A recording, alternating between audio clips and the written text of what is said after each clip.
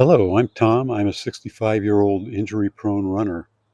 Today I'm going to talk about how I am maintaining fitness during a comeback from injury. Okay, in mid-May, I woke up in the middle of the night with a cramp in my right calf muscle. It was a pretty bad cramp. Over the next few days, I tried to do some running. I put in a tempo workout and I had to cut that workout short because of pain in that right calf. So that was the beginning of the calf injury. So it was a mix of a bad cramp in my calf muscle as well as a fairly hard tempo, 2-mile tempo run that I did. So I ended up taking about 15 days off in May. And in the middle of that 15 days off, I did try to run an easy mile, but aggravated that right calf slightly, so had to continue to take time off. Then on June 2nd, I began a very careful comeback, starting with a 2-minute run. And every other day, I basically increased my running by 2 minutes. Now we're in mid-June, did an 18-minute run yesterday and felt very good. The calf muscle is completely healed. I'm not feeling even a mild twinge in that calf muscle. So what have I been doing to maintain my fitness despite this limited running? I've been in a program of cycling for a half hour, 3 days a week, as well as strength training 3 days a week on the same days that I do the cycling. When the calf got injured, I stopped doing all strength training and cycling. Basically, I stopped doing all exercise for the first 5 days. Then I carefully, on day 5, began doing the cycling again. Day 5 of my break from running, I started doing the cycling again. I've chosen to do cycling as my method of cross training because it is easy on the calf muscle and I think easy on the knees. So I can actually do the indoor cycling machine while the calf muscle is injured and not aggravate the calf muscle. So that is my primary method of maintaining fitness, aerobic conditioning during an injury and during this comeback. My other method of fitness is strength training.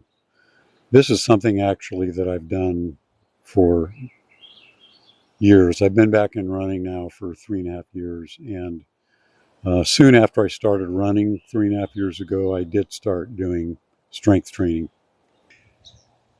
With my strength training, I'm focusing on all the muscle groups: upper body, core, lower body, legs, and calf muscles.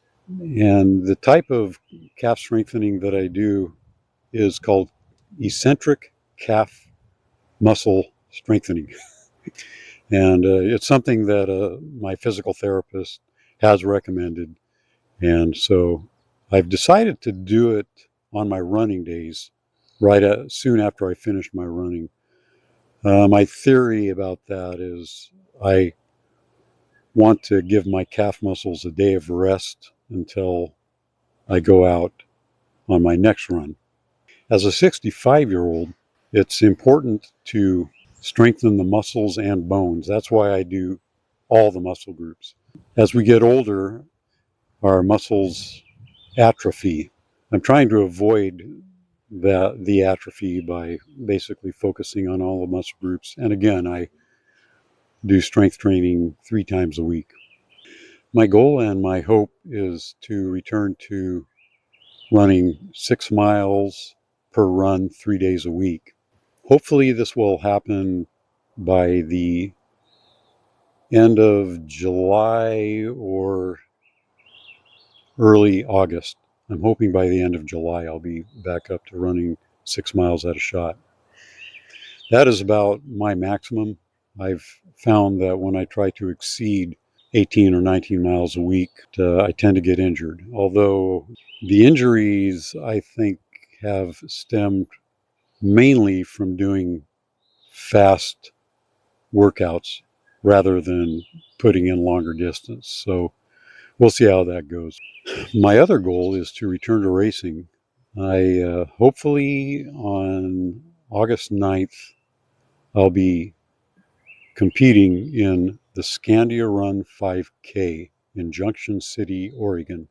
Those are my goals. I've been finding that I have to be really flexible about my goals and about my training. So those are my goals: to resume running 6 mile aerobic runs regularly, as well as returning to racing 5Ks, which I do about once a month. Racing 5Ks, by the way, are the single biggest risk of injury for me. I have gotten injured a few times during races. What are some of the exercises that I do for the core and legs? For the core muscles, I, of course, do the usual, which very safe sit up. I do have a history of back problems. Although I might say that since I've been running again in the last 3.5 years, my back has never been better. Another core exercise that I do would be side planks. I don't do the push-up type planks because I found that that tends to put stress on my lower back. I also do single leg bridges, which strengthen the hamstrings as well as the glutes. They also strengthen the lower back to a certain extent, but it's known primarily as a glute strengthening exercise, though I have felt the impact on my hamstrings. And I have had problems with hamstring injuries to a certain extent. One exercise that my physical therapist gave me was the cat-cow exercise. I hope you found this video enjoyable and helpful. If you did, please give it a like and also subscribe to my channel. Thank you.